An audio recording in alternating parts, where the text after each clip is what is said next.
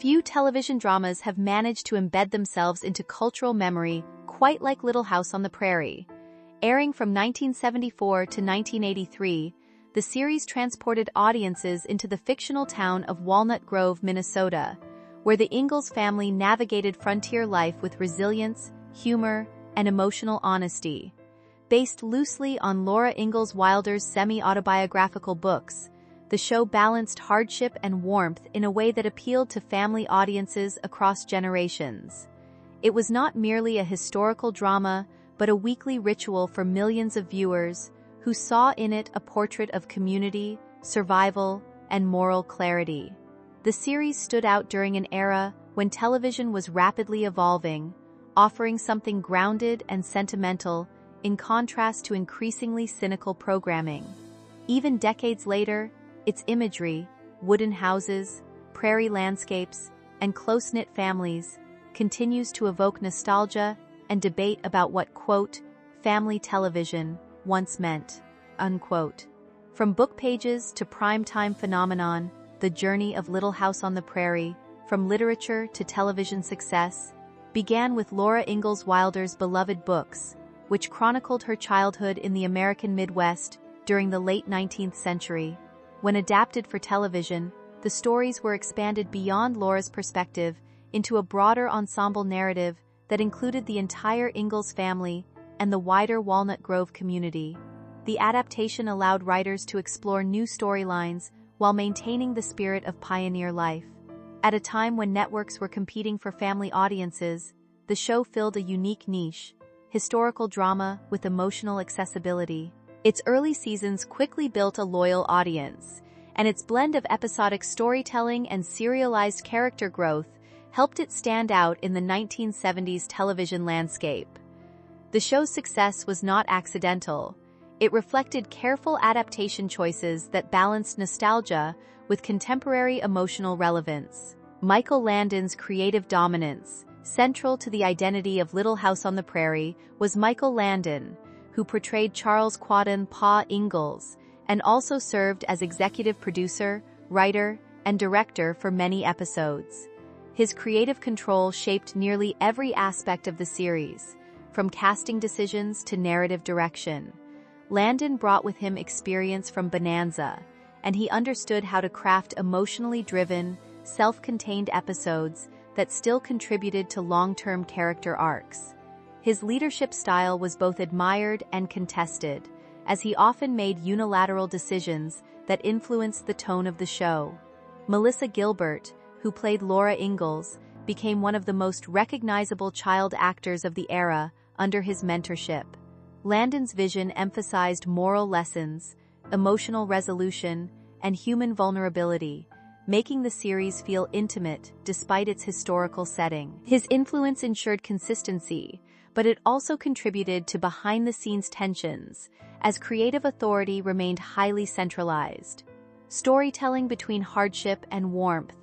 One of the defining features of Little House on the Prairie was its ability to blend emotional warmth with difficult subject matter.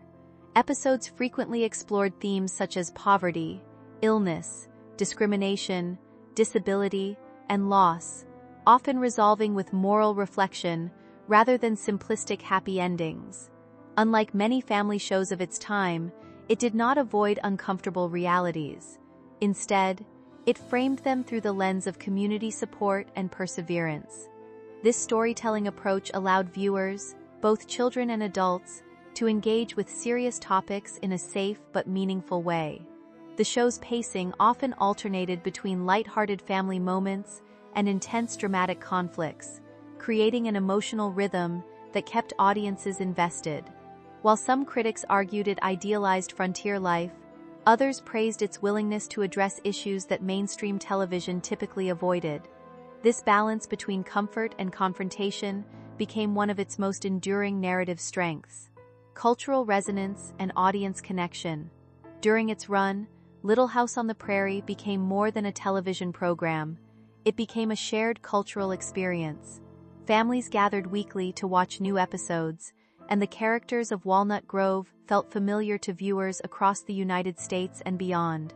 the series resonated during a period of social change in the 1970s, offering a sense of stability and moral clarity amid uncertainty.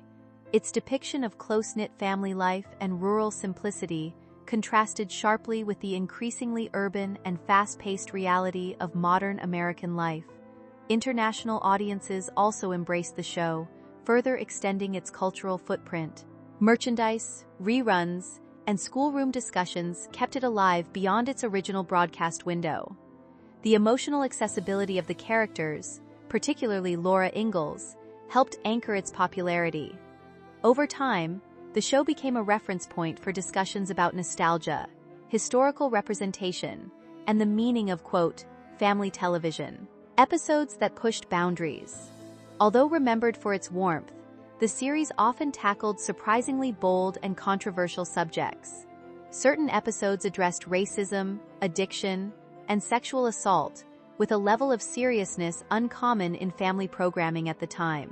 Stories such as, quote, Sylvia, shocked audiences with their emotional intensity, dealing with traumatic experiences that were rarely depicted on television in the 1970s.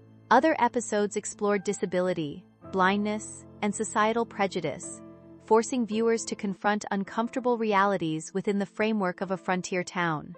These narrative choices help distinguish the series from more formulaic programming, demonstrating a willingness to engage with difficult ethical questions. While some parents and critics expressed concern about the maturity of certain themes, others praised the show for treating its young audience with respect. This willingness to challenge expectations contributed significantly to its lasting reputation as more than simple nostalgia-driven entertainment. Behind the scenes of creative control, the production of Little House on the Prairie was marked by a high degree of centralized creative control, largely due to Michael Landon's involvement as producer and director. This structure allowed for a consistent vision, but also created friction among collaborators. Writers and producers occasionally struggled with the balance between network expectations and Landon's storytelling instincts. Co-creator Ed Friendly played a key role in developing the series' concept, but day-to-day creative direction increasingly reflected Landon's preferences as the show progressed. This dynamic shaped not only narrative decisions, but also casting and production priorities. While the show maintained strong ratings for many years, the intensity of its production environment reflected the pressures of sustaining a long-running drama in a competitive television era. Behind its calm on-screen world, the set was a place of negotiation, compromise, and occasional conflict over creative direction and authority. Cast relationships and personal tensions. Like many long-running productions, Little House on the Prairie experienced evolving relationships among its cast members. Melissa Gilbert, who grew up on the show, formed a close bond with Michael Landon, often describing him as a father figure during her early career. However, personal and professional tensions occasionally emerged as the cast matured and storylines shifted. Karen Grassel, who portrayed Caroline Ingalls, reportedly experienced disagreements related to pay equity and recognition, reflecting broader industry issues of the time. These tensions were not unusual in a series that ran nearly a decade, especially one so closely tied to a single dominant creative figure. Despite occasional disputes, the cast maintained a strong collective identity that contributed to the show's emotional authenticity. The relationships formed on set often blurred the line between performance and personal connection, adding another layer to the show's legacy. Michael Landon's personal life and its ripple effects.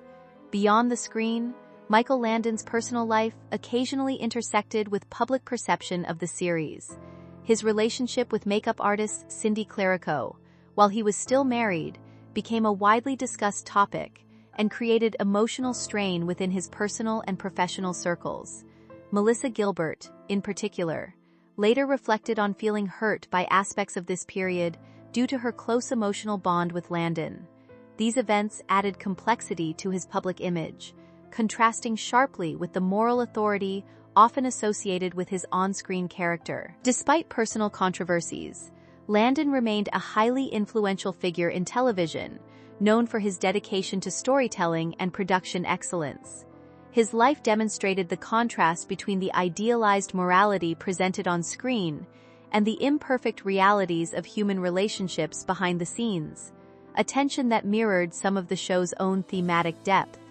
The final farewell and the destruction of Walnut Grove, one of the most enduring myths surrounding Little House on the Prairie, is the dramatic destruction of Walnut Grove in the later television movies, particularly The Last Farewell. In this storyline, residents confront a land baron and ultimately choose to destroy their town rather than see it taken over. The visual of buildings collapsing and controlled explosions became one of the most striking images in the series' history. Contrary to popular exaggerations, the destruction was achieved using practical effects and staged demolition of sets, not uncontrolled real-world devastation. The decision to end the town's physical presence symbolized closure for the narrative universe. While some viewers found the ending powerful and poetic, others were unsettled by the shift in tone from gentle nostalgia to destruction. Regardless of interpretation, the moment cemented itself in television history as an unusually definitive farewell to a fictional world. Myths, reruns, and evolving interpretation. Over time, the ending of Walnut Grove developed a reputation that extended beyond its original broadcast context. Some claims circulated that the finale was banned or suppressed, though in reality it continued to air in various rerun formats. However, programming choices often favored lighter episodes for daytime syndication, which contributed to the perception that the darker material was less frequently shown. This selective rerunning helped shape a fragmented collective memory of the series, where certain emotional extremes became more prominent than others. The show's legacy evolved as audiences encountered it in different contexts: broadcast television, home video, and later digital platforms. Each generation interpreted its themes differently, often emphasizing either its comforting nostalgia or its emotional intensity. This shifting reception illustrates how television history is shaped not only by original content, but also by how that content is redistributed over time. The lingering place of Walnut Grove in modern memory. Even today, Little House on the Prairie remains unusually present in cultural conversation for a series that ended in the early 1980s. Part of this endurance comes from how easily its world can be revisited. Episodes continue to circulate through reruns, streaming availability, and fan communities that treat Walnut Grove almost like a remembered hometown, rather than a fictional setting. The show's emotional tone, steady, reflective, often moralistic, makes it accessible across generations, even when viewers come from very different cultural backgrounds than its original 1970s audience. At the same time, modern viewers often watch it with a more critical lens, noticing its simplifications of frontier history, its treatment of social issues, and the contrast between its idealized rural life and historical reality. This duality is what keeps it relevant. It can be appreciated as comfort television, while also being analyzed as a product of its time. Discussions around the series frequently return to its most iconic moments, including its unusually dramatic final destruction of Walnut Grove, which continues to feel bold compared to the typically gentle tone of the series. In that sense, the show has outlived its broadcast era not just as nostalgia, but as an evolving text that still invites interpretation, debate, and emotional response decades after its original farewell. Enduring legacy of a prairie story, decades after its final episode, Little House on the Prairie continues to inspire discussion about storytelling, history, and television's emotional power. Its legacy lies not only in its depiction of frontier life, but in its willingness to explore difficult human experiences within a family-friendly framework. The series demonstrated that television could be both accessible and emotionally complex, reaching audiences across age groups and backgrounds. While some aspects of its historical portrayal have been critiqued for idealization, its impact on television storytelling remains significant. The combination of strong character development, moral storytelling, and emotional sincerity helped define an era of programming that prioritized connection over spectacle.